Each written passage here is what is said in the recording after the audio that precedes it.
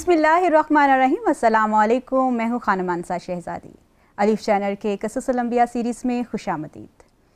हम लोग इस प्रोग्राम में अंबिया इकराम के बहुत ही दिलचस्प किस्से बच्चों के साथ शेयर करते हैं और आज हम बात करेंगे हज़रत इस्माईल अलैहिस्सलाम की कुर्बानी के बारे में।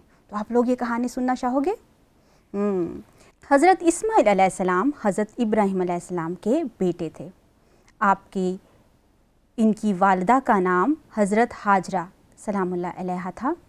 हज़रत इस्माईल अलैहिस्सलाम जब गोद के बच्चे थे, यानी छोटे से बच्चे थे, तो अल्लाह ताला ने हज़रत इब्राहीम अलैहिस्सलाम को हुक्म दिया कि अपनी बेगम हाजरा सलामुल्लाह अलैहा और अपने बेटे हज़रत इस्माईल अलैहिस्सलाम को हिजाज़ लेकर चले जाओ। आप छोटे से बच्चे थे और हज़रत हाजरा आपको गोद में उठाकर अल्लाह के हुक्म के मुताबिक अपने शौहर हज़रत इब्राहीम अलैहिस्सलाम के साथ कहाँ चले गए? हिजाज़। ठीक है, ये एक इलाके का नाम है। ठीक है, हज़रत इब्राहीम अलैहिस्सलाम अल्लाह ताला के हुक्म से हज़रत हाजरा सलामुल्लाह अलैहा और अपने बेटे इस्माईल अलैहिस्सलाम को वहाँ छोड़कर वापस चले गए। नन्हे इस्माईल अलैहिस्सलाम ने प्यास की वजह से रोना शुरू कर दिया, क्योंकि वो बहुत सहरा है, वहाँ पे पहाड़ हैं और रेत के टीले हैं उस इलाके में। ठीक है, वहाँ पर दूर दूर तक पानी नहीं है। तो जब छोटा सा बेबी है, छोटे से बच्चे को प्यास लग जाए तो वो क्या करता है? रोता है। तो हज़रत इस्माईल अलैहिस्सलाम को जब प्यास लगी तो वो रोने लग गए। हज़रत हाजरा ने सोचा कि पहाड़ पर चढ़कर देखूं, शायद कहीं आबादी हो, लोग रहते हों यहाँ पर, तो मैं वहाँ पर जाके पानी लेके आ जाऊँगी और अपने छोटे बच्चे को पानी पिलाऊँगी। उन्होंने नन्हे इस्माईल अलैहिस्सलाम को रेत पर लिटा दिया और करीबी पहाड़ियों सफ़ा और मरवा पर दौड़ दौड़ कर चक्कर लगाने लगी, लेकिन इन्हें कोई इंसान दिखाई ना दिया। वो तो बहुत सहरा था, वहाँ पर इंसान कहाँ से आते? वो फ़िक्रमंद हो गई। जब हज़रत हाजरा सलामुल्लाह अलैहा मायूस होकर नन्हे इस्माईल अलैहिस्सलाम को देखने वापस आई तो हैरान रह गई। आपको पता है वो क्या देखती हैं? उन्होंने देखा कि नन्हे इस्माईल अलैहिस्सलाम प्यास की वजह से एड़ियाँ रगड़ रहे थे और जहाँ रेत पर वो अपनी एड़ियाँ रगड़ रहे थे वहाँ से पानी का चश्मा फूट उठा, वहाँ से थोड़ा थोड़ा सा पानी निकलने लग गया। उन्होंने जल्दी से बेटे को पानी पिलाया और ख़ुद भी पिया। इसी चश्मे का नाम है ज़मज़म। आपने ये नाम सुना होगा। जो लोग हज करने जाते हैं, उम्रा करने जाते हैं, वो वहाँ से जो पानी लेके आते हैं उस पानी का नाम होता है ज़मज़म। और ये हज़रत इस्माईल अलैहिस्सलाम को जब प्यास लगी थी तो अल्लाह ताला के हुक्म से ज़मीन फट गई और उसमें से पानी निकलना शुरू हो गया। इतनी ही देर में वहाँ एक खाना बदोश कबीला आ पहुँचा। हिजाज़ में कई कबीले ऐसे थे जो अपने खैमे ऐसी जगह पर लेके जाते थे जहाँ पर पानी होता था, क्योंकि दूर दूर तक पानी नहीं था, पहाड़ी इलाका था और रेत था, वहाँ पर सब्ज़ा नहीं था। तो लोग अपने जानवरों को पानी पिलाने के लिए और अपने लिए पानी के लिए ऐसी जगह तलाश करते थे जहाँ पर पानी भी हो और रह भी सकें। तो फिर उन्होंने जब देखा कि वहाँ पर पानी मौजूद है तो फिर वो लोग वहाँ पर आके अपने खैमे लगाकर वहाँ पर रहने लगे। इन्हें जहाँ कोई पानी का कुआं मिलता वहाँ खैमों की बस्तियाँ बसा लेते। इस कबीले का नाम बनु जरहम था। इन लोगों ने हज़रत हाजरा सलामुल्लाह अलैहा और नन्हे इस्माईल अलैहिस्सलाम को देखा और इनसे चश्मे की दास्तान सुनी तो वो हैरान रह गए। जब हज़रत हाजरा ने उनको बताया ना कि मेरे बेटे को एक दिन बहुत शदीद प्यास लगी थी और उस प्यास की वजह से जब उसने अपनी एड़ियाँ ज़मीन पर रगड़ी तो अल्लाह ताला के हुक्म से ज़मीन फट गई और इसमें से पानी निकलने लगा, तो ये लोग तो बहुत हैरान हो गए और वो समझ गए कि इन माँ बेटों पर अल्लाह का ख़ास करम है, अल्लाह का ख़ास फ़ज़ल है। उन्होंने नन्हे इस्माईल अलैहिस्सलाम और इनकी वालिदा हज़रत हाजरा सलामुल्लाह अलैहा को बहुत इज़्ज़त दी और फिर वहीं खैमे लगाकर रहने लगे। हज़रत इस्माईल अलैहिस्सलाम जब اتنے بڑے ہو گئے کہ کام کاج کرنے لگے تو وہ ہمیشہ اپنے والد صاحب کا حکم مانتے تھے. ان سے جو بھی بات کہتے تھے وہ اپنے والد کے ساتھ اس کام میں شانہ بشانہ ہو کر کام کرتے تھے اور کبھی بھی اپنے والد کی بات کا انکار نہیں کرتے تھے.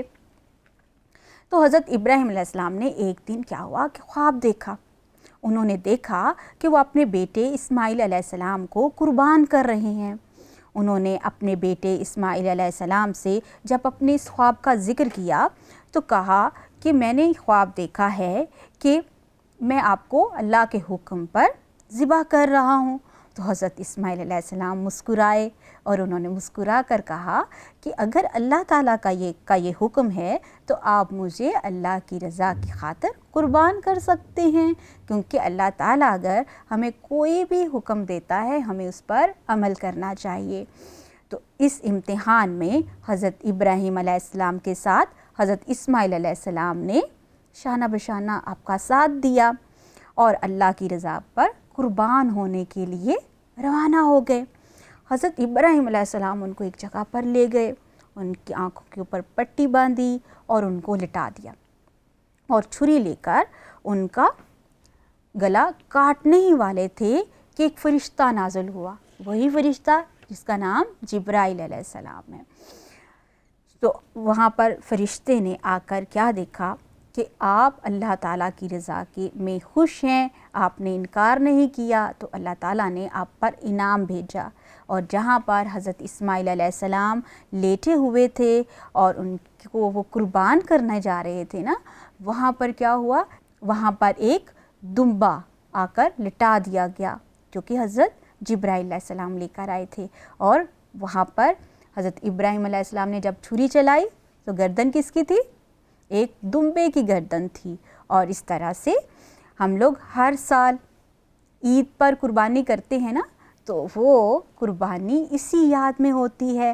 ہم حضرت ابراہیم علیہ السلام اور حضرت اسماعیل علیہ السلام کی اس قربانی کو یاد کرتے ہیں اور ہر سال حج کے موقع پر حاجی جو ہوتے ہیں وہ مینا کے مقام پر قربانی کرتے ہیں اور باقی مسلمان اپنے اپنے مقامات پر جہاں جہاں وہ رہتے ہیں اس پورے فرض کو پورا کرتے ہیں. اور اس طرح سے حضرت ابراہیم علیہ السلام کی اور حضرت اسماعیل علیہ السلام کی یہ قربانی تا قیامت یاد رکھی جائے گی. اور آج کی اس کہانی میں ہم نے بہت کچھ سیکھا ہے. پہلی چیز جو ہم نے سیکھی ہے وہ کیا سیکھی ہے؟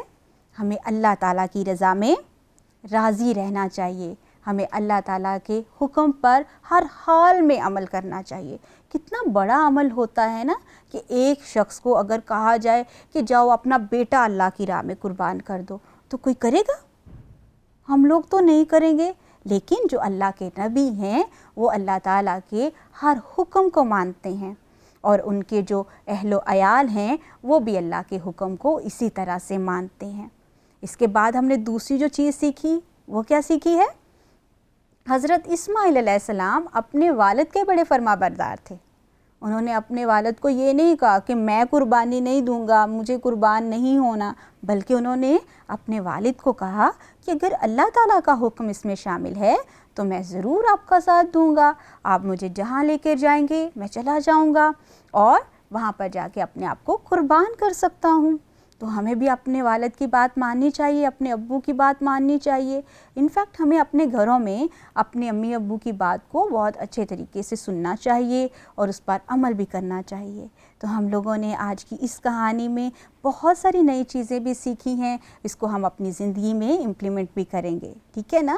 تو ہمارے جو زندگیاں ہیں وہ قرآن و حدیث کے مطابق ہی چلنی چاہیے اور جو انبیاء کرام کی زندگیاں ہیں وہ ہمارے لیے بہت بڑی ایگزامپلز ہیں کہ ہم ان کو سامنے رکھیں اور اپنی زندگیوں کو آسان کریں. آج کا قصہ بہت دلچسپ تھا نا؟ امید کرتی ہوں آپ کو آج کا یہ قصہ بہت پسند آیا ہوگا. الف چینل کے قصص الانبیاء سیریز میں آج کے لیے اتنا ہی. مزید قصے اور کہانیاں آپ کے ساتھ شیئر کرتے رہیں گے. خدا حافظ.